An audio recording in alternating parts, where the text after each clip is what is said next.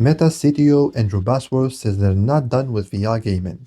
Quote unquote, we are still investing massively in VR gaming and don't plan to stop. Now, first of all, let's all agree that this is great news. If you care about the VR industry, regardless of your preferred platform, then surely you do not want to see Meta exiting the VR gaming space. But of course, just like anything else in life, there is always a catch. So let's start from the very beginning. This whole story began when Meta started to use mixed reality as an umbrella term, meaning both mixed reality and virtual reality, which resulted in a huge backlash from the community, understandably so. I mean, if you love VR gaming, then no one will fault you for thinking that this means Meta is giving up on VR gaming. The backlash was so severe that the CTO had to respond. Let's take a look at what he said. We do, when it's appropriate. This has got to be one of the most absolutely manufactured controversies of all times. Just a total fabrication of the community of nothingness.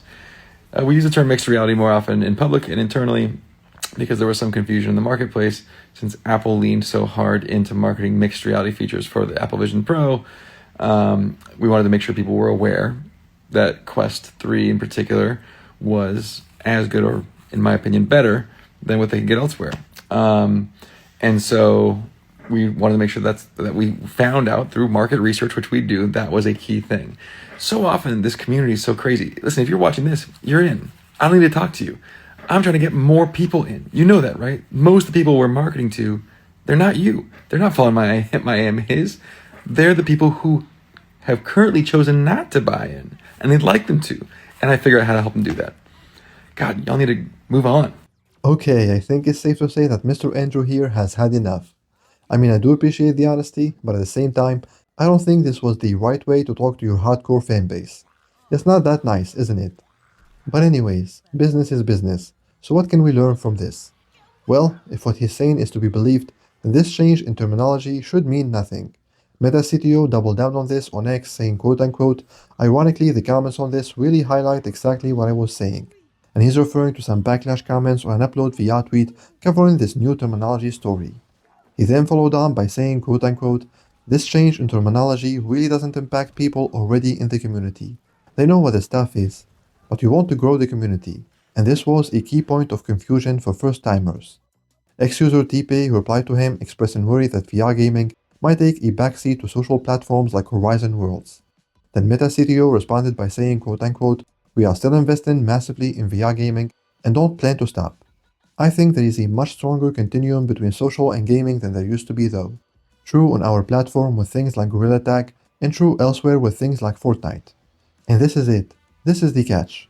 You see, while it's certainly true that Meta is not giving up on VR gaming, at least for the next few years, I mean they just revealed that there are 200 Quest games currently in active production. Still, we gotta ask ourselves, what type of games exactly are they funding?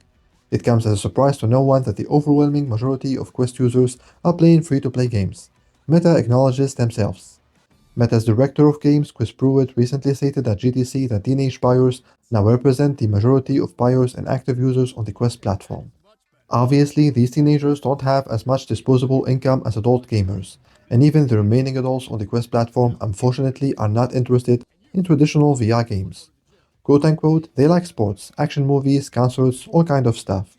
They also play games on their phones or consoles, but it's a secondary pastime.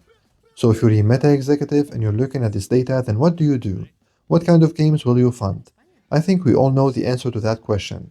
And with Meta CTO Andrew Basworth using the terms social and gaming in the same sentence, Meta's director of games, Chris Pruitt, saying Meta's focus for 2025 is quote-unquote largely on the rising number of adults who enjoy sports, action games, consoles, all kind of stuff, I think we have a clear answer to what should we expect from Meta going forward in terms of VR gaming.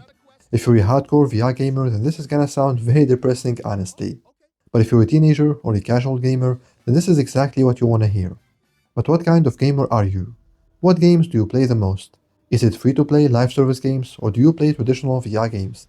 I'm interested to know, so let me know in the comments below. And that's gonna have to do it for this video, guys. If you enjoyed it, if you found it informative, then don't forget to leave this video a like, and remember, for more VR news, reviews, and discussions, make sure you stick with MBG.